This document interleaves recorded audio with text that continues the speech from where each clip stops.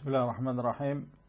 Al-Fatiha ila ruh Sayyidina wa Habibina wa Syafi'ina wa Qurrati A'yunina Muhammadin sallallahu alaihi wasallam wa ila arwah ahli baitihi wa ashabihi wa azwajihi wa ila arwah a'immatil Islam wal muslimin wa ila arwah dzurriyyati Rasulillah sallallahu alaihi wasallam ajma'in, khususan Sayyidina al-Muhajir ila Allah Ahmad bin Isa wa Sayyidina al-Faqih al-Muqaddam Muhammad bin Ali Ba'alawi, thumma ila ruh al-Muqaddam Thani al-Habib Abdurrahman bin Muhammad Segaf, thumma ila ruh Syekh Abu Bakar bin Salim wa akhi Agil, thumma ila ruh Syekh Abdul Qadir Al-Jailani, thumma ila ruhi Al-Habib Umar bin Abdurrahman Atta Syekh Ali bin Abdullah Baras, thumma ila ruhi sahib An-Nasa'i Ad-Diniyah Al-Habib Abdullah bin Alawi Al-Haddad, wa ila ruhi Al-Habib Ali bin Muhammad Al-Habshi, wa ila ruh aulad Al-Habib Ali bin Muhammad Al-Habshi, wa ila ruhi Habib Anis bin Alwi Al-Habshi, wa ila ruh Habib Ahmad bin Alwi Al-Habshi, wa ila ruh Al-Habib Abdul Qadir bin Abdurrahman Asgaf, thumma ila ruh Al-Habib Abdul Qadir bin Ahmad Asgaf, ثم إلى روح الحبيب عبد الله بن محمد بن علي شهاب الدين، وإلى روح الحبيب سالم، وإلى روح الحبيب حسن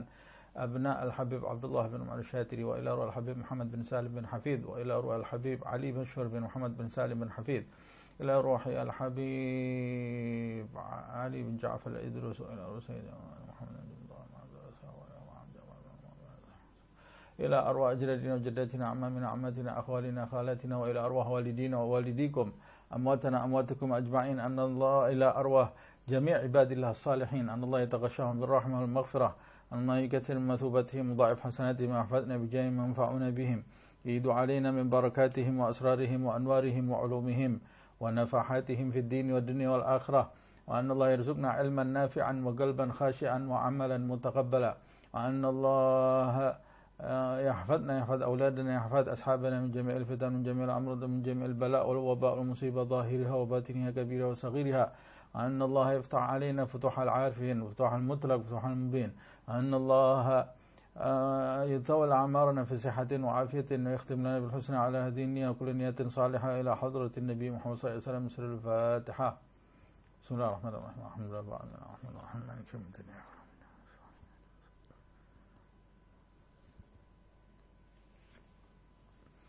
Bismillahirrahmanirrahim. Alhamdulillahirabbil alamin. Allahumma salli wa sallim ala sayyidina Muhammad wa ala ali sayyidina Muhammad.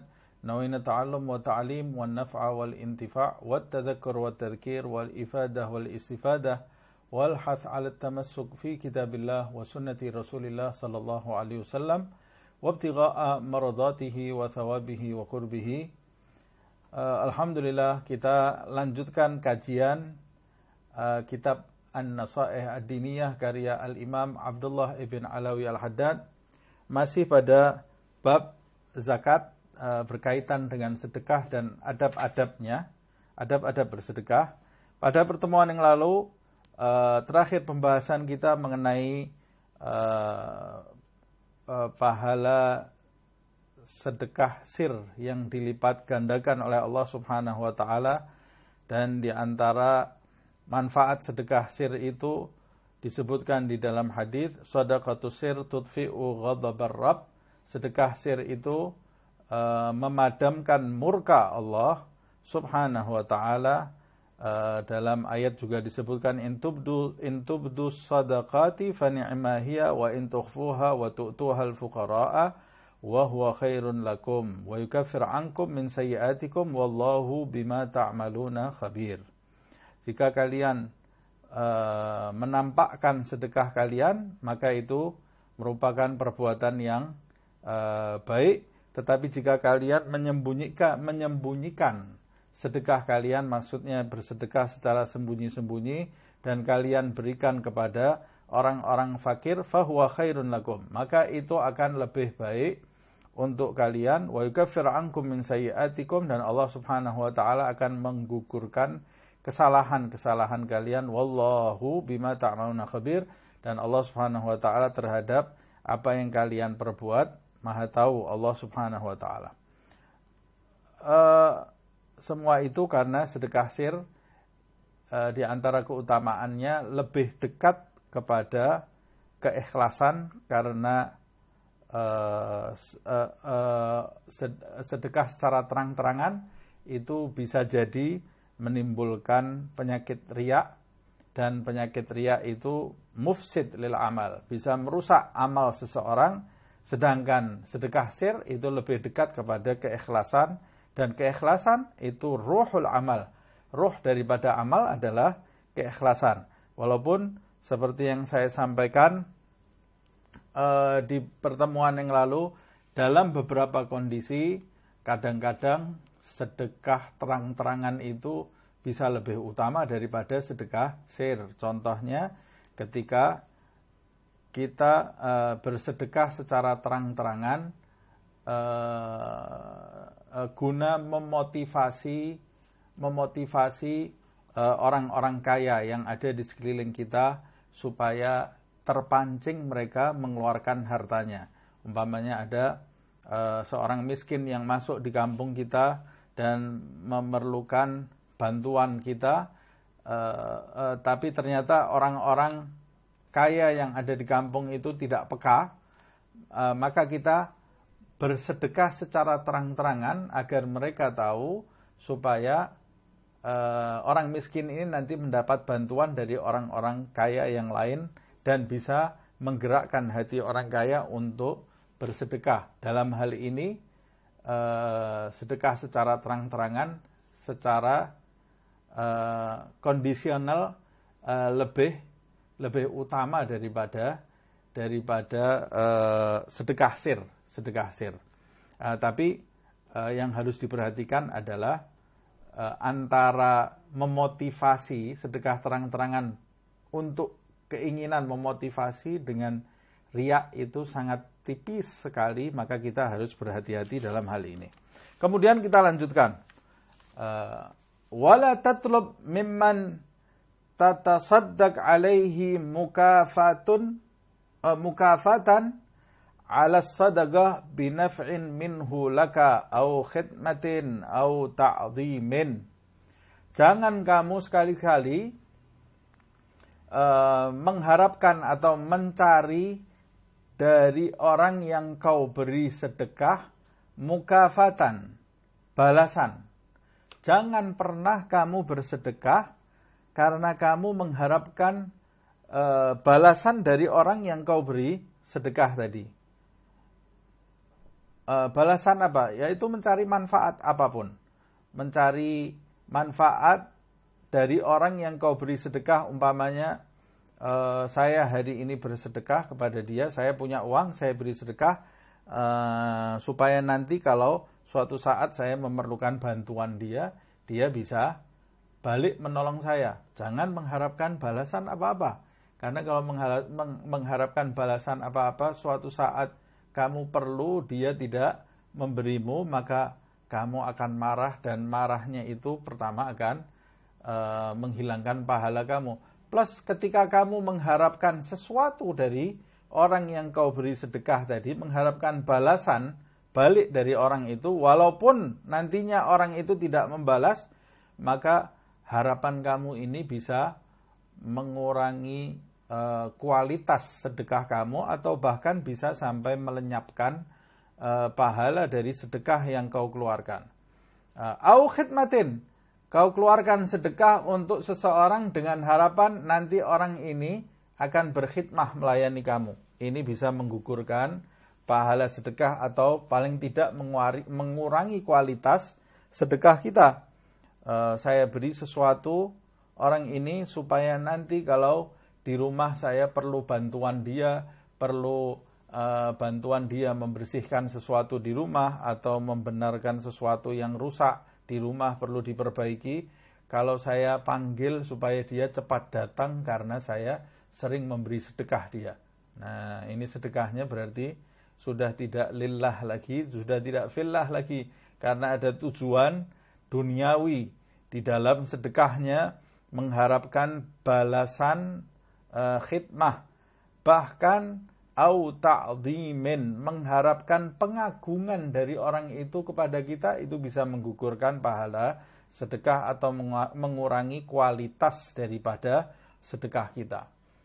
Saya sedekah kepada orang itu supaya orang ini nanti bisa memuliakan saya, membawa nama saya bercerita kepada orang-orang bahwa saya ini pernah membantu dia, saya ini orang dermawan, atau paling tidak di dalam hati saya sedekah kepada orang ini supaya orang ini ta'zim kepada saya, mengagungkan saya, menghormati saya karena saya bersedekah kepada dia. Nah, sebagian orang kaya memiliki tujuan seperti ini, maka sedekahnya ini pahalanya bisa gugur, kualitas sedekahnya bisa terkikis karena niat yang tidak benar ini.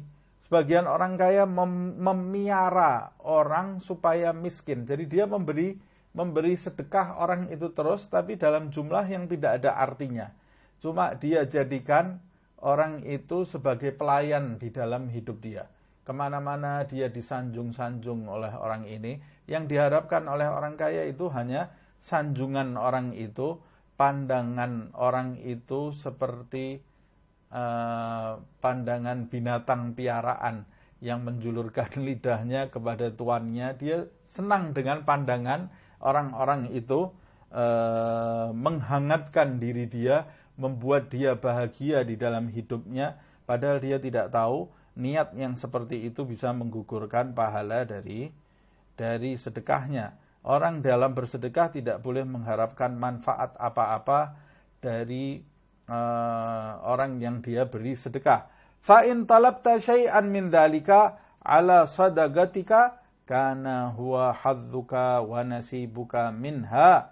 Kalau engkau mengharapkan manfaat, balasan, pengagungan, pelayanan dari orang yang kau beri sedekah, kana huwa hadzuka wa nasibuka minha, maka bagian dan nasibmu, bagian dan sahammu dari sedekah itu, balasan dan bagian dari sedekah yang kau keluarkan untuk dirimu hanyalah pujian, khidmah, dan manfaat yang kau inginkan dari orang yang kau beri sedekah, tapi dari Allah subhanahu wa ta'ala engkau tidak mendapatkan apa-apa. Karena yang kau cari dari sedekahmu bukan ridha Allah subhanahu wa ta'ala. Yang kau cari dari sedekahmu bukan pahala Allah subhanahu wa ta'ala. Yang kau cari dari sedekahmu bukan bekal untuk negeri akhirat saat engkau nanti kembali menghadap kepada Allah subhanahu wa ta'ala. Yang kau cari hanyalah manfaat-manfaat duniawi, dan itu kau dapatkan atau tidak kau dapatkan, maka sesuai dengan niatmu, hanya itu yang akan kau dapatkan. Dari Allah subhanahu wa ta'ala kau tidak mendapat apa-apa.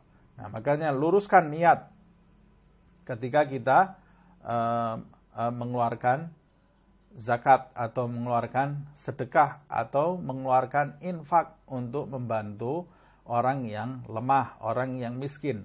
Bahkan saya sampaikan di pertemuan yang lalu, sebagian orang-orang kaya di masa lalu, sebagian orang-orang salaf soleh, pendahulu yang soleh, mereka itu mengeluarkan sedekah atau infak tidak mengharapkan apa-apa dari orang yang mereka beri, sampai doa saja mereka takut meminta.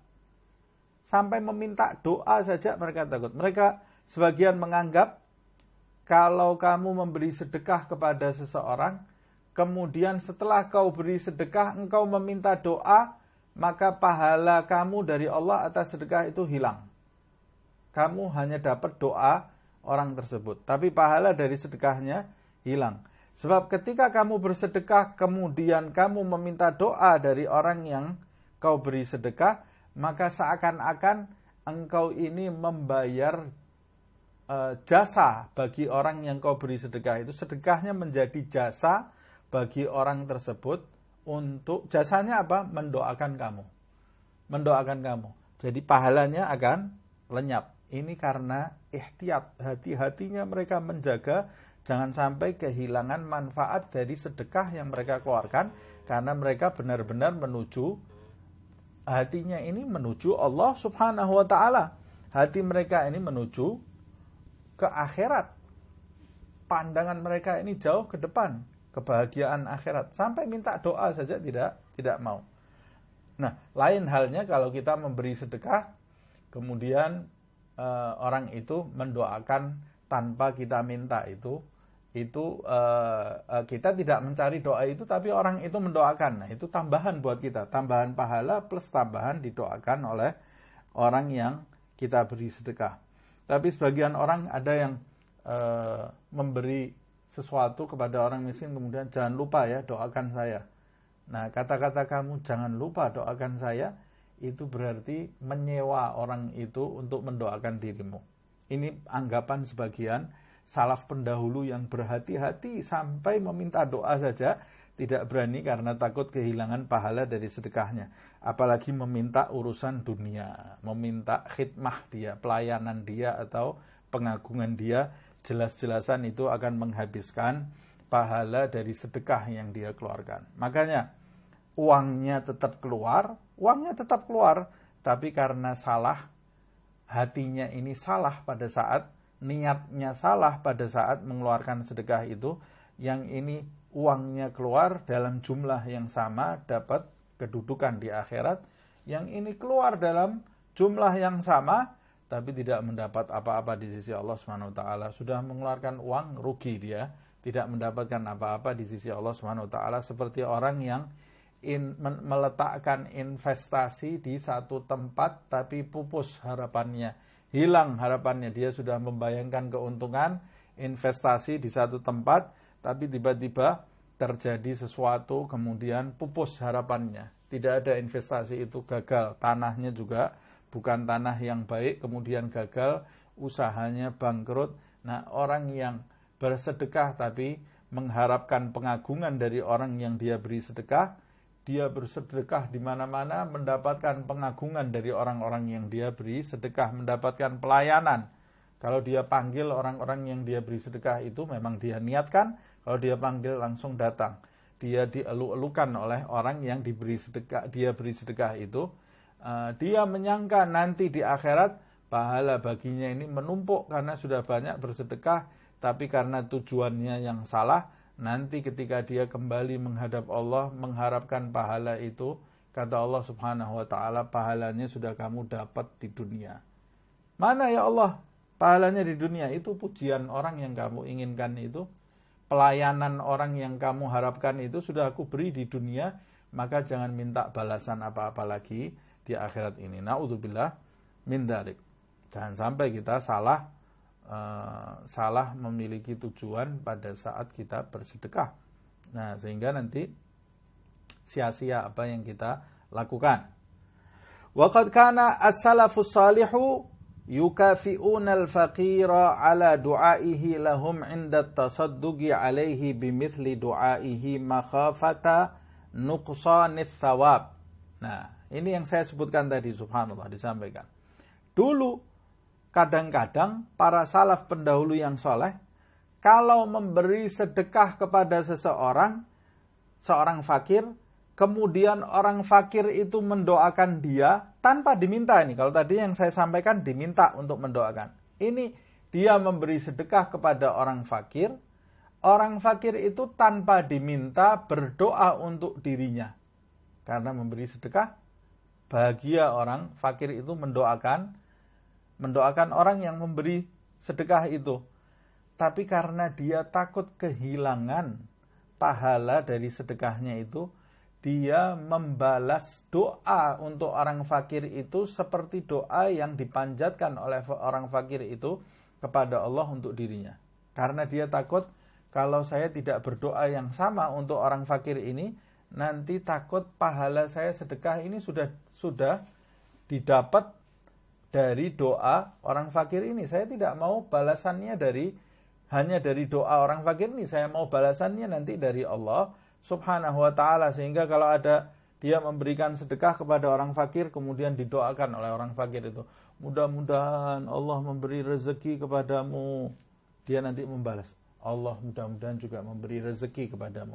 Mudah-mudahan hidup kamu diberi kebahagiaan. Dia langsung berdoa lagi, mudah-mudahan engkau diberi kebahagiaan oleh Allah Subhanahu wa ta'ala. Doa, dia balas doa karena dia takut kalau tidak saya balas, nanti saya takut pahala saya ini adalah doa orang itu, saya tidak dapat pahala dari Allah Subhanahu wa ta'ala. Nah, Wadzalika ghayatul ihtiyat. Apakah saya harus seperti itu? Ya tidak harus seperti itu juga. Tapi kalau mau seperti itu, mencontoh para salaf pendahulu, itu juga tidak ada masalah. Mereka melakukan seperti itu, kata Al-Habib Abdullah bin Al-Haddad, wadzalika ghayatul ihtiyat. Mereka lakukan itu karena mereka itu berada pada puncak kehati-hatian dalam beramal. Orang-orang yang soleh itu kalau beramal, dia serius sekali dalam beramal. Hati-hati. Mungkin sebagian dari kita beramal sekenaknya saja. Tapi kalau untuk urusan dunia, dia mau invest urusan dunia, meletakkan saham urusan dunia, dia akan berhati-hati, meneliti, jangan sampai uangnya ini hilang, tidak ada hasil. Dia akan meneliti sampai berhari-hari, berminggu-minggu, berbulan-bulan. Dia melakukan penelitian, konsultasi dengan A, konsultasi dengan B, kemudian meminta pendapat dari kanan kiri, meminta pendapat dari orang yang memiliki pengalaman. Karena ini uang, dia takut hilang. Dia mengharapkan uangnya ini nanti mendatangkan keuntungan di kemudian hari. Bagaimana sedekah yang akhirat, kita ini sekenaknya saja. Nah, karena pandangan kita ini adalah dunia. Pandangan orang-orang salaf pendahulu yang soleh, pandangan mereka akhirat.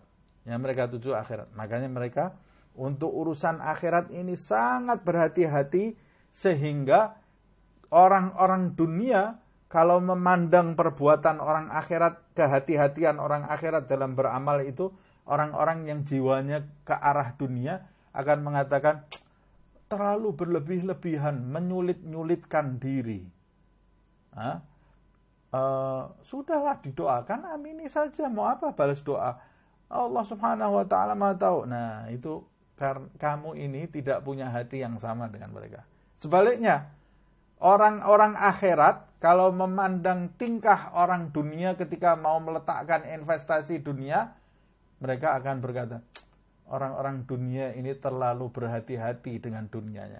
Sudah serahkan selebihnya, pasrahkan kepada Allah subhanahu wa ta'ala. Karena dunia dengan akhirat ini seperti minyak dan air, tidak bisa dikumpulkan. Nah, orang-orang dunia dan orang-orang akhirat itu juga seperti minyak dan air. Cara pandang mereka berbeda karena titik tolak mereka beda dan tujuan yang mereka tuju juga beda, makanya tingkah lakunya pasti akan berbeda. Mereka satu sama lain pasti akan saling mengkritik karena yang ini tidak mementingkan akhirat, mementingkan dunia. Yang ini kurang begitu mementingkan dunia karena arahnya menuju akhirat. Yang ini, yang orang dunia kalau bisa akhiratnya mereka gunakan untuk dunia. Akhiratnya saja mereka gunakan untuk dunia. Sedekah itu akhirat, mereka gunakan untuk kepentingan dunia. Sebaliknya orang akhirat, dunia seisinya ini mereka gunakan untuk kepentingan akhirat. Bagaimana dua kubu ini bisa saling memahami, bisa jadi satu. Nah, orang-orang yang membaca kitab ini kemudian di dalam hatinya, masa sampai segitunya didoakan orang miskin kemudian balas doa. Kata Habib Abdullah Haddad, ini orang yang berhati-hati dalam investasi karena dia orang akhirat. Investasinya investasi akhirat. Dia tidak mau kehilangan balasan dari setiap amal yang dia tabung untuk negeri akhirat nanti. Nah, mudah-mudahan Allah subhanahu wa ta'ala mengarahkan hati kita, pikiran kita, akal kita, tujuan kita, mengarahkan semuanya untuk negeri akhirat.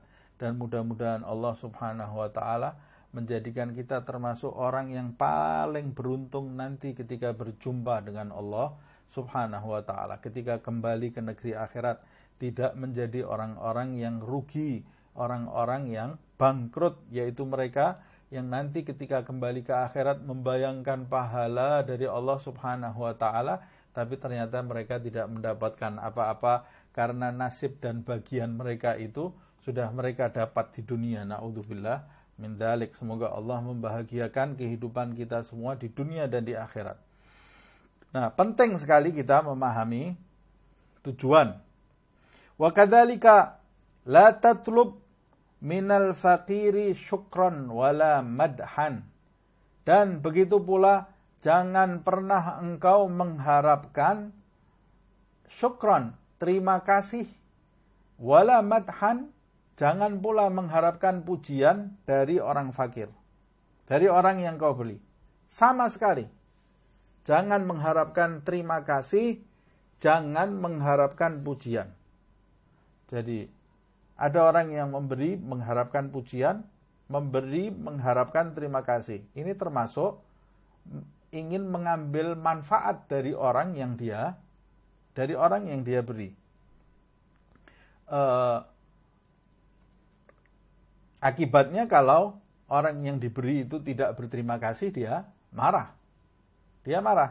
Memang betul adabnya orang kalau diberi sesuatu itu berterima kasih. Sampai disebutkan dalam riwayat, man la yashkurin nas la yashkurillah. Siapa yang tidak berterima kasih kepada manusia, maka dia tidak berterima kasih kepada Allah Subhanahu wa taala. Sebab manusia yang memberi dia itu adalah wasilah, sarana, sebab musabab yang dimunculkan oleh Allah Subhanahu wa taala di muka bumi ini. Dia dikehendaki oleh Allah berjalan atau digerakkan hatinya oleh Allah Subhanahu wa taala untuk mengeluarkan sebagian rezekinya untuk dirimu. Nah, jadi kalau engkau tidak berterima kasih kepada manusia itu yang dijadikan sarana oleh Allah Subhanahu wa taala, maka engkau tidak berterima kasih kepada Allah Subhanahu wa taala. Harus kita berterima kasih kepada orang yang pernah berbuat baik kepada kita. Bahkan kita harus punya niat untuk membalas kebaikan dia dengan kebaikan. Nah, itu perintah di dalam agama. Lebih-lebih lagi kalau itu orang yang memberikan materi kepada kita, bagaimana orang yang memberikan ilmu kepada kita, orang yang memberikan petunjuk kepada kita. Maka kalau kita harus berterima kasih kepada orang yang memperhatikan materi kita, bagaimana orang yang memperhatikan ruhani kita? Kita harus lebih berterima kasih. Orang yang orang yang memberikan petunjuk di dalam hidup kita. Lalu bagaimana kita tidak berterima kasih kepada guru-guru kita? Bagaimana kita tidak berterima kasih kepada ulama-ulama kita? Bagaimana kita tidak berterima kasih kepada para aulia? Bagaimana kita tidak berterima kasih kepada sahabat-sahabat Rasulullah SAW, kepada para tabi'in, kepada para sahabat Nabi Muhammad SAW, kepada ashabul Uhud, kepada ashabul Badr, kepada Ansar, kepada Muhajirin. Bagaimana kita tidak berterima kasih kepada Khulafaur Rasyidin, yang kalau bukan karena mereka, kita ini berada di dalam kegelapan. Bagaimana kita tidak berterima kasih kepada Ahlul Bait Rasulullah Sallallahu Alaihi Wasallam. Dan puncaknya bagaimana kita tidak berterima kasih kepada Nabi besar Muhammad Sallallahu Alaihi Wasallam, sehingga di bulan Maulid ini saja kita sedikit bersolawat kepada Rasulullah Sallallahu Alaihi Wasallam. Kita sedikit mengingat Nabi Muhammad Sallallahu Alaihi Wasallam. Padahal kebaikan Rasulullah Sallallahu Alaihi Wasallam, jasa Nabi Muhammad Sallallahu Alaihi Wasallam itu membanjiri kehidupan kita dari sebelum kita lahir di muka bumi ini. Banjir kita dengan jasa Rasulullah Sallallahu Alaihi Wasallam, kebaikan Nabi Muhammad Sallallahu Alaihi Wasallam.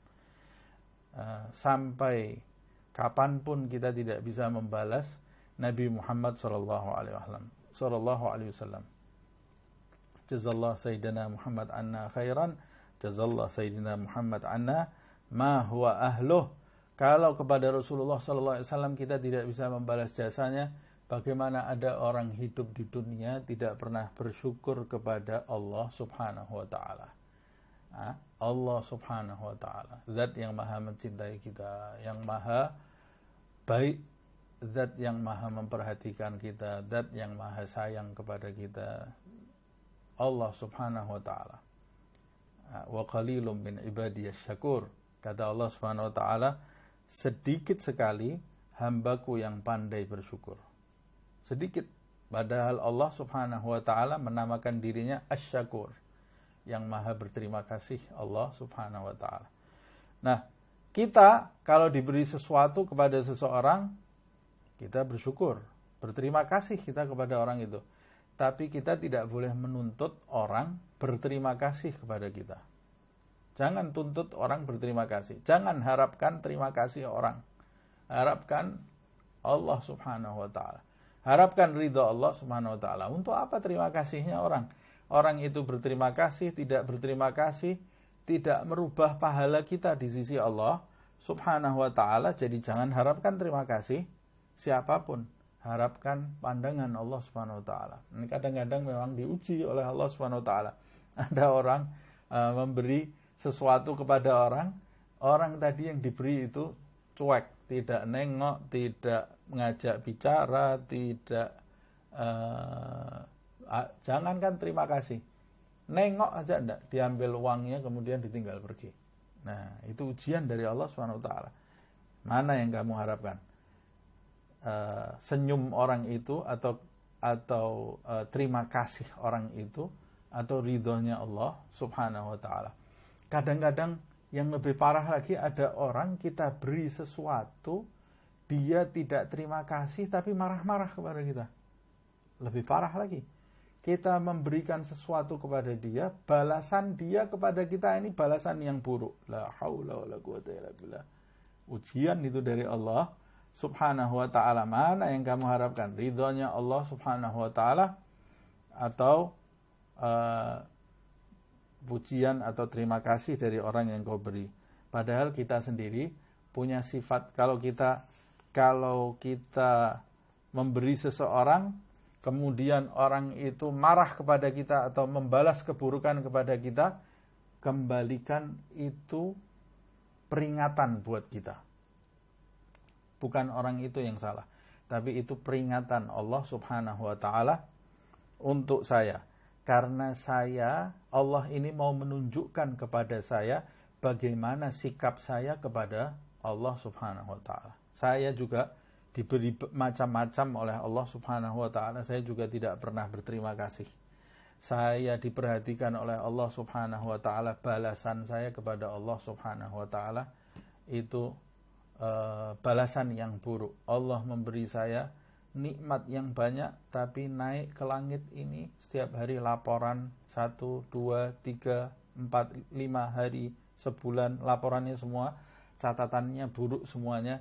Makanya Allah mendatangkan orang itu kepada saya, orang miskin itu, saya beri, kemudian dia mencaci saya. Ini peringatan dari Allah subhanahu wa ta'ala untuk diri saya. Nah, kalau kita selalu mengembalikan segala sesuatu kepada Allah subhanahu wa ta'ala, maka kita akan selamat dari hal-hal yang tidak baik yang disampaikan oleh Al-Imam Abdullah bin Alawi Al-Haddad ini. Yang diperingatkan maksud saya oleh Al-Imam Abdullah bin Alawi Al-Haddad. Jangan meminta terima kasih, jangan meminta pujian. Wala antadhkur linnas alladhi a'taitahu fayanggus bidzalika ajraka au yadhhab ra'san. Jangan pernah sama sekali engkau menyebut kepada orang yang kau beri sesuatu, kau sebut-sebut apa yang pernah kau berikan kepada dirinya. Jangan pernah kau sebut-sebut, oh ini baju dulu saya yang memberi, atau ini dulu sandal saya yang memberi kamu, atau ini dulu kopiah saya yang memberi kamu, kopiah ini. Oh ini kacamata yang saya beri dulu. Oh ini A, ini B, ini C yang dulu saya berikan ke kamu. Kata Habib Abdullah Al-Haddad, kau sebut apa yang kau berikan kepada dia, itu akan menjadikan yanggus bidzalika ajrak. Pahala kamu itu berkurang. pahalanya akan berkurang, atau yang lebih parah, au yadhhab ra'san, atau pahala kamu bukan cuma berkurang tapi habis ludes, tidak ada pahalanya, karena engkau menyebut-nyebut apa yang sudah kau berikan kepada orang-orang fakir itu. Nah, makanya kita harus berhati-hati. Walaupun tidak ada niatan apa-apa, tapi jangan menjaga perasaan orang, gitu ya, menjaga perasaan orang. Walaupun kadang-kadang kita kelepas gitu, oh ini dulu yang saya beri ya, tapi usahakan walaupun tidak ada niat apa-apa, usahakan itu betul-betul ditahan, jangan sampai keluar karena takut nanti bisa mengurangi pahala, atau kalau tujuannya benar-benar sombong atau ingin menyakiti hati orang itu, bisa menjadikan pahala itu benar-benar lenyap, menyebut-nyebut kebaikan kita yang pernah kita lakukan kepada orang lain. Nah, amal yang paling ditakuti setan, itu amal yang menjadikan orang bertambah kedudukannya di sisi Allah Subhanahu wa taala. Nah, yang paling ditakuti oleh setan adalah amal anak cucu Adam yang disertai dengan keikhlasan. Bagaimana itu? Dia beramal, tidak ada orang yang tahu amal perbuatannya, atau dia bersabar dari satu ujian, tidak ada satu orang pun yang mengetahui kesabarannya ini, ujian yang dia alami, kecuali hanya dirinya dan Allah SWT. Ini amal yang paling ditakuti oleh setan. Sebab amal yang seperti ini bisa mengangkat derajat seorang hamba tinggi di sisi Allah Subhanahu wa taala. Dan itu tidak gampang. Nah, orang di zaman sekarang baru mendapat A, mendapat B, sudah cerita kemana-mana, sudah tulis di statusnya atau di foto perbuatan baiknya, supaya orang mengetahui bahwa dia ini melakukan perbuatan baik, walaupun kita tidak boleh berprasangka buruk dia itu riya. Kita harus berprasangka baik bahwa dia itu berniat memotivasi orang. Umpamanya dia sedang bersedekah, kemudian difoto, dimasukkan ke media sosial. Tidak boleh kita berprasangka buruk. Loh, oh ini pamer ini. Tahu dari mana kamu dia pamer? Boleh jadi dia itu memasukkan fotonya di media sosial karena dia ingin memotivasi orang. Karena media sosial ini banyak juga foto-foto yang menjadikan orang putus asa, kirim saja foto-foto yang bisa memotivasi orang. Tapi mengirimkan foto seperti itu ya harus betul-betul pengirimnya itu kuat, betul. Artinya dia memastikan dirinya ini bebas dari riya ketika mengirim foto itu. Kemudian sebetulnya lebih bagus lagi kalau dia menyimpan segala kebaikan yang pernah dia lakukan, atau segala kelebihan rohani yang pernah diberikan Allah Subhanahu wa taala ke dalam dirinya. Apapun bentuknya. Umpamanya segala kebaikan rohani lah yang tidak perlu diceritakan ke orang-orang, karena kalau diceritakan ke orang lain itu bisa jadi memberhentikan madat yang diturunkan Allah Subhanahu wa taala kepada dirinya. Di antara kebiasaan kaum Alawi, Bani Alawi, di antara jalan hidup mereka saunul asrar. Saunul asrar itu menjaga rahasia. Kalau mereka dapat sesuatu dari Allah Subhanahu wa taala, dapat petunjuk, melakukan amal kebaikan, mereka jaga, mereka tutup, sehingga orang di sekitarnya ini tidak ada yang tahu kalau dia ini punya sesuatu dari Allah Subhanahu wa taala. Itu di antara jalan hidup kaum Alawi. Mereka tidak mengumbar kelebihan. Dan mereka sangat tidak suka orang yang mereka tidak suka dengan popularitas. Mereka tidak suka dengan popularitas. Mereka betul-betul menutupi kelebihan, apalagi ketika mereka beramal. Kalau ketika mereka beramal, mereka betul-betul menyembunyikan amalnya, lebih sembunyi sampai disebutkan di dalam riwayat, sebagian di antara Bani Alawi yang mencapai kedudukan di sisi Allah Subhanahu wa Ta'ala, mereka sudah tidak menyembunyikan amalnya lagi di depan manusia, tapi sampai malaikat yang mencatat di kanan kirinya ini tidak tahu amal kebaikan mereka. Jadi mereka ini sampai beramal tidak untuk malaikat kanan kiri ini ya. Kalau kita beramal, tahu enggak malaikat kanan kiri ini, jangan-jangan dia tidak mencatat ini ya. Nah, karena kita takut amal kita tidak tercatat. Tapi mereka ini betul-betul antara mereka dengan Allah Subhanahu wa Ta'ala, sampai malaikat yang ada di kanan kiri ini tidak tahu amal perbuatan mereka. Jadi mereka antara mereka dengan Allah Subhanahu wa Ta'ala. Nah, cerita-cerita seperti ini ya kita ambil hikmahnya saja, menunjukkan bahwa keikhlasan itu adalah ruhul amal. Ikhlas itu adalah ruhnya amal. Amal yang tanpa ikhlas seperti jasad tanpa ruh. Jadi dia hanya gambaran saja, tapi dia tidak hidup, mati amal tadi karena tidak ada keikhlasan. Semoga Allah Subhanahu wa Ta'ala mencabut dari dalam diri kita sampai ke akar-akarnya dunia dan keinginan kepada selain Allah Subhanahu wa Ta'ala, dan menggantinya dengan keikhlasan insyaallah. Amin ya rabbal alamin. Wala tatruk as-sadaqah makhafatal fagri. Janganlah kamu meninggalkan sedekah karena takut miskin. Makhafatal fagri au nuqsanil mal. Jangan kamu meninggalkan sedekah karena kamu ini takut fakir, takut menjadi fakir, atau takut berkurang hartamu. Oh, saya ini punya uang, alhamdulillah ini saya baru punya uang banyak ini. Saya tidak mau menyedekahkan. Kenapa? Ini baru saya dapat uang, punya kelebihan segini. Kalau saya sedekahkan nanti kurang uang saya.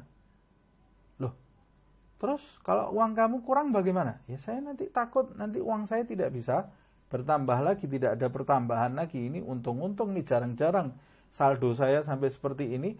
Kalau saya keluarkan berkurang nanti saldo saya.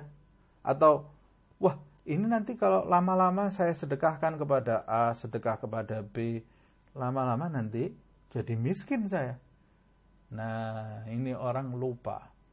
Dulu waktu saldo kamu belum sampai sekian, waktu saldo kamu belum mencapai seperti yang sekarang dicapai, yang memberikan rezeki sehingga saldo kamu bertambah itu siapa?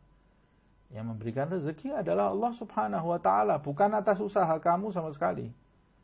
Kalau Allah Subhanahu wa Ta'ala tidak mengizinkan saldo kamu bertambah, kamu kerja dari pagi sampai ketemu pagi lagi, tidak berhenti berbulan-bulan, ya saldo kamu itu tidak akan bertambah.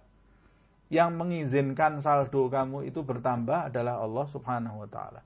Wa ma min dabbatin fil ardi illa 'ala Allah rizquha. Dan tidak ada satu binatang melata pun illa 'ala Allah rizquha. Rezekinya, semua rezekinya ada di tangan Allah Subhanahu wa Ta'ala, ditanggung oleh Allah Subhanahu wa Ta'ala, bukan atas usaha orang itu. Kalau kamu sudah tahu rezeki kamu ditanggung oleh Allah, terus kenapa takut miskin? Rezeki itu yang nanggung adalah Allah Subhanahu wa Ta'ala.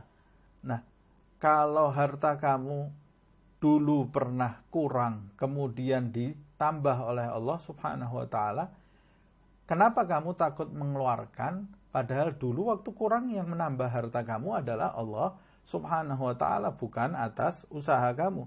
Allah Subhanahu wa Ta'ala bisa menghabiskan harta kamu tidak melalui sedekah. Kamu tidak sedekah pun harta kamu bisa dihabiskan oleh Allah Subhanahu wa Ta'ala. Lebih baik harta kamu habis tidak di jalan sedekah, atau harta kamu habis di jalan sedekah. Kalau saya milih harta saya habis di jalan sedekah, itu lebih baik daripada harta saya dihabiskan Allah di jalan yang tidak ada manfaatnya nanti buat saya di akhirat, atau lebih parah lagi dihabiskan harta saya di jalan yang diharamkan, naudzubillah min dzalik. Di samping itu Rasulullah Shallallahu alaihi wasallam bersabda, Orang yang bersedekah hartanya tidak mungkin habis. Yang menjamin adalah Rasulullah. Kalaupun hartanya habis saja, lebih baik harta itu habis di jalan sedekah. Tapi Rasulullah Shallallahu Alaihi Wasallam as-saduqul amin, orang yang jujur dan terpercaya. Tidak ada orang yang bisa kita percaya melebihi Nabi Muhammad Shallallahu Alaihi Wasallam. Tidak ada orang yang jujur melebihi kejujuran Rasulullah Shallallahu Alaihi Wasallam. Di dunia ini tidak ada kalimat yang lebih kita percaya dari kalimat yang muncul dari lisan Nabi Muhammad Shallallahu Alaihi Wasallam di antara semua makhluk. Nabi yang terpercaya dan jujur itu, dia mengatakan, managasa malu min sadaqatin, tidak akan berkurang sesuatu harta karena sedekah. Nabi yang mengatakan, sedekah itu tidak akan mengurangi sebuah harta, tidak akan berkurang. Ma nagasa mal min sadaqah, tidak akan berkurang harta karena sedekah. Yang berbicara orang paling jujur di dunia dari zamannya Nabi Adam sampai kiamat nanti. Tinggalkan pakar ekonomi, kita tidak meremehkan ilmu ekonomi. Tapi kalau urusan sedekah ini sudah tidak pakai pelajaran akuntansi dan ekonomi lagi. Urusan sedekah ini urusan spiritual, keyakinan kepada Allah Subhanahu wa taala. Nabi Muhammad SAW mengatakan, tidak mungkin berkurang harta yang disedekahkan. Tidak mungkin berkurang. Nah, kita harus yakin seperti itu. Kalau kita yakin, Allah Subhanahu wa taala akan mewujudkan apa yang kita yakini. Seperti Sayyidah Hajar, ibunya Nabi Ismail.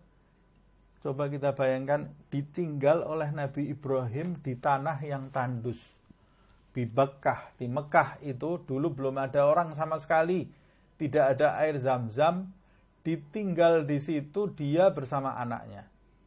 Coba kalau kita kumpulkan ahli-ahli di dunia ini, pasti mengatakan dia akan mati. Di tanah yang tandus, tidak ada air sama sekali. Kemudian dia membawa anak bayi, minimal anaknya yang mati pertama. Kalau logika, minimal anaknya yang mati pertama itu. Pertama kali yang mati adalah anaknya, karena bayi itu fisiknya sangat lemah sekali. Tapi pada saat itu Allah Subhanahu wa taala mendengar rengean Ismail yang masih kecil. Rezekinya Ismail itu yang menjamin Allah. Rezekinya Hajar yang menjamin Allah Subhanahu wa taala. Allah mendengar tangisan Ismail dan Allah melihat Hajar yang lari dari sofa ke marwah, dari marwah ke sofa, karena mengharapkan rezeki dari Allah Subhanahu wa taala. Dilihat oleh Allah Subhanahu wa taala, lalu Allah Subhanahu wa taala memberikan rezeki kepada Hajar. Melalui apa? Melalui larinya Hajar dari sofa ke marwah. Larinya Hajar dari sofa ke marwah itu ikhtiarnya Hajar. Logikanya, rezeki itu akan datang dari Hajar karena Ismail tidak bisa apa-apa. Ismail ini cuma bisa menangis bayi. Tapi Hajar itu yang punya kekuatan mencari rezeki di saat itu. Logika manusia mengatakan rezeki itu Hajar itu akan pulang membawa rezeki. Lari dia dari sofa ke marwah. Tapi Allah Subhanahu wa taala menurunkan rezekinya tidak melalui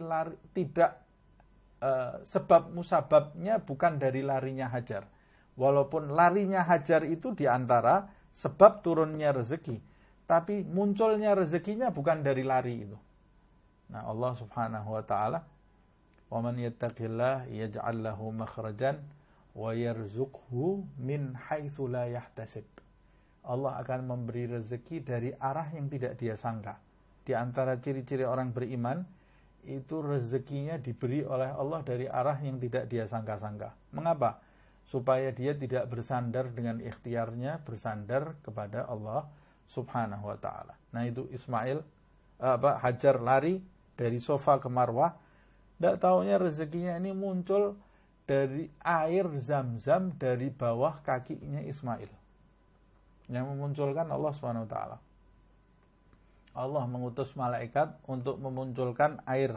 Airnya namanya air Zam-Zam. Rezekinya itu sampai sekarang tidak berhenti. Muncul terus air Zam-Zam itu. Berkahnya Hajar dan Ismail dan Ibrahim. Nah, dalam riwayat disebutkan Hajar waktu melihat air itu segera lari menghampiri air yang memancar dari tanah itu. Kemudian dia membuat bendungan kecil karena takut airnya melebar kemana-mana dan nanti meresap lagi ke tanah, dia tidak bisa minum. Nah, pada saat air itu sebelum keluar, Hajar itu total 100% tawakal kepada Allah SWT. Tapi manusia ini ya, ujiannya manusia. Pada saat dia tidak punya apa-apa, total dia pasrah kepada Allah SWT. Pada saat Allah memberikan rezeki, dia menjadi bersandar kepada rezeki tadi. Bersandar kepada rezeki tadi, sudah tidak kepada Allah lagi. Jadi rezeki itu juga ujian dari Allah SWT. Makanya kita harus mencabut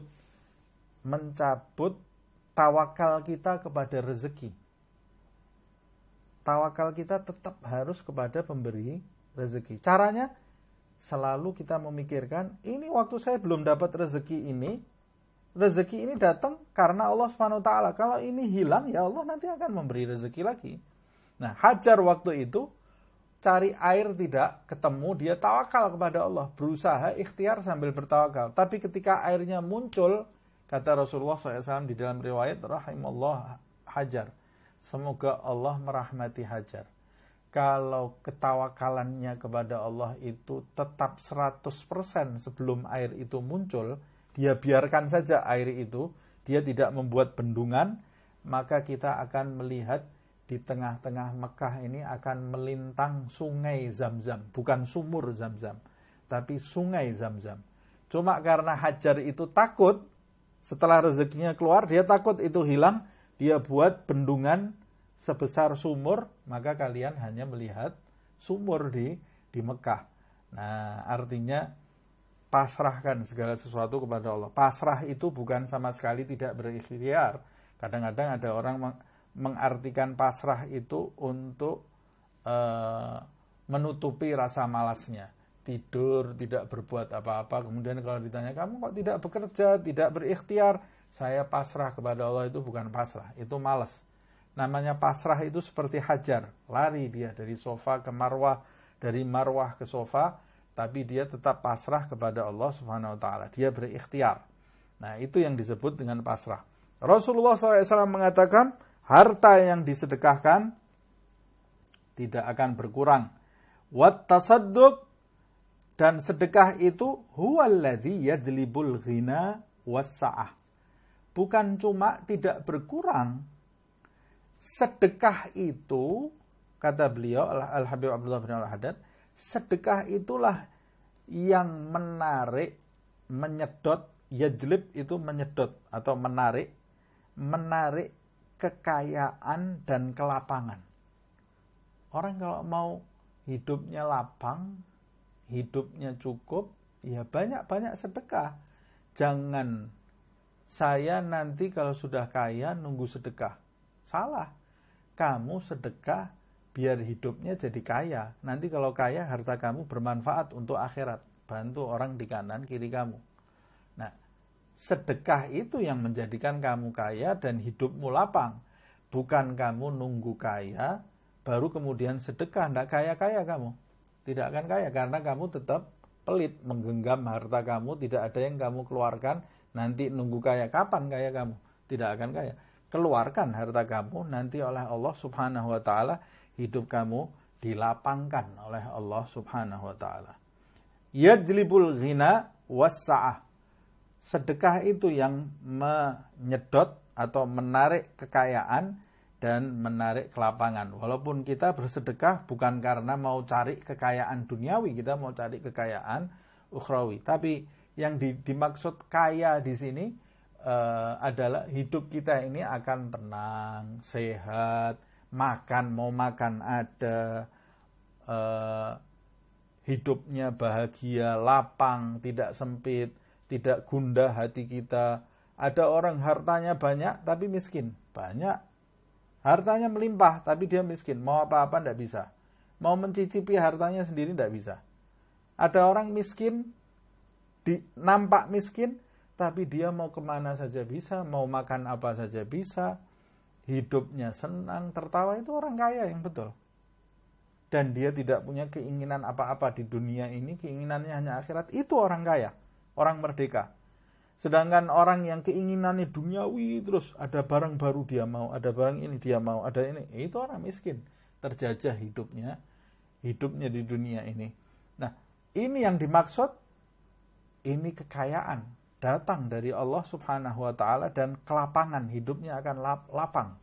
Orang yang banyak bersedekah hidupnya akan lapang. Nah, ini di musim pandemi ini waktunya kita banyak-banyak bersedekah karena mengharapkan ridha Allah Subhanahu wa taala.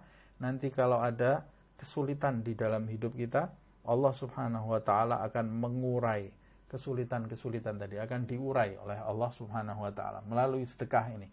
Tapi bersedekah itu cari orang yang tepat, yang betul-betul memerlukan sedekah kita. Jangan asal sedekah di jalan. Tapi lihat, perhatikan, ini orang betul-betul memerlukan harta, berikan. Sebab kalau kita berikan sekenaknya saja, berarti kita tidak amanat. Karena harta yang lebih ini bukan diberikan kepada orang yang tidak berhak. Nanti orang yang berhak tidak dapat itu. Makanya kita harus perhatikan. Ada orang yang tidak berhak menerima sedekah kita, dia minta-minta di jalan, padahal dia itu kalau dihitung-hitung cukup hidupnya. Dia bukan orang miskin gitu ya. Tapi ada orang yang betul-betul miskin. Bahkan kadang-kadang orang miskin ini banyak yang aziz di masa pandemi ini. Ada orang yang dulunya sebelum masa pandemi dia bisa mencukupi keluarganya sendiri, hidupnya tercukupi, tapi di masa pandemi ini pensiun dia atau dipecat dari perusahaan atau bangkrut perusahaannya. Yang tadinya dia bisa berdiri di kaki sendiri sekarang tidak bisa. Dan dia punya harga diri, tidak minta-minta, diam dia. Nah, kalau kita bisa menemukan orang yang seperti ini, nah caranya menemukan bagaimana? Kita harus aktif. Kalau kita pasif, kita tidak bisa. Jangan nunggu mereka minta. Mereka itu tidak minta karena mereka orang yang punya harga diri. Cuma karena musim pandemi ini. Ini masanya kita untuk menyedot kekayaan dan kelapangan. Ini masanya sekarang ini. Punya kelebihan, sedekahkan. Punya kelebihan, sedekahkan. Itu nanti akan menjadikan hidup kita bahagia. Wa yadfa'ul gillah wal 'ailah. Sedekah ini bisa menolak kekurangan dan kemiskinan. Jadi orang yang banyak bersedekah tidak mungkin miskin hidupnya dan tidak mungkin kurang. Pasti dicukupi oleh Allah Subhanahu wa taala. Wa tarkut tasadduq 'ala dhid min dzalika. Sedangkan orang yang meninggalkan sedekah karena takut miskin maksudnya ya. Orang yang meninggalkan sedekah maka dia akan mengalami kebalikan dari tadi. Jadi kalau bersedekah itu menyedot kekayaan dan kelapangan, berarti meninggalkan sedekah itu menyedot kemiskinan dan kesempitan. Kita bisa bersedekah, tapi kita meninggalkan sedekah karena takut miskin. Justru itu yang menjadikan kamu miskin dan hidupmu sempit. Dan orang yang bersedekah, sedekahnya itu menolak kekurangan dan kemiskinan. Dan orang yang meninggalkan sedekah itu bisa menolak kekayaan dan kelapangan. Kebalikannya tadi ya. Wa yajlibul faqr wa yudhibul ghina. Ya, menolak atau meninggalkan sedekah itu bisa menyedot kefakiran dan menghilangkan kekayaan atau kelapangan. Qala Allah Ta'ala, Allah Subhanahu wa taala berfirman, "Wa ma anfaqtum min syai'in fahuwa yukhlifuhu." Lihat ini firman-Nya Allah Subhanahu wa taala. Ucapan mana lagi yang bisa lebih kita percaya daripada firman Allah Subhanahu wa taala. Allah yang berfirman, kalau tidak salah di surat As-Saba ini ya. Di surat Saba. "Wa ma anfaqtum min syai'in dan apa-apa yang kau nafkahkan, maksudnya kau infakkan, sesuatu yang kau infakkan, fahuwa yukhlifuhu. Apa-apa yang kau infakkan dari milikmu, kata Allah Subhanahu wa ta'ala, maka dia Allah nanti akan menggantinya. Jadi tidak mungkin hilang. Diganti oleh Allah Subhanahu wa ta'ala. Wa huwa khairur raziqin. Khairur raziqin. Dan dia Allah Subhanahu wa ta'ala sebaik-baik pemberi rezeki. Allah Subhanahu wa ta'ala sebaik-baik pemberi rezeki. Nah, mudah-mudahan Allah Subhanahu wa ta'ala melalui majelis malam ini, pembacaan kitab An-Nasaih Diniyah ini, mencabut rasa cinta kita kepada dunia seisinya sampai ke akar-akarnya dan menjadikan cinta kepada Allah Subhanahu wa ta'ala, cinta kepada negeri akhirat. Semoga Allah Subhanahu wa ta'ala menghapus dari dalam diri kita sifat kikir, sifat bakhil, sifat pelit, dan menggantinya dengan sifat dermawan.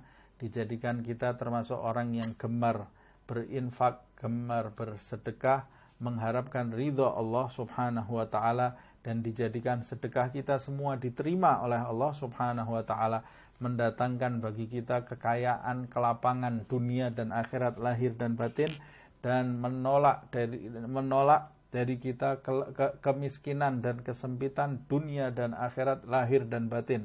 Semoga Allah Subhanahu wa ta'ala menjadikan pembacaan kitab An-Nasaih Ad-Diniyah ini menjadi saksi baik bagi kita kelak di hadapan Allah Subhanahu wa ta'ala, dan mengumpulkan kita dengan penulisnya nanti di surga Allah Subhanahu wa ta'ala, Al-Imam Abdullah bin Alawi Al-Haddad, dan berserta datuknya Nabi Muhammad sallallahu alaihi wasallam, juga ahlul baitnya dan para sahabatnya dan para tabi'in dan para tabi'ut tabi'in, tanpa didahului hisab, fitnah, siksa dan azab.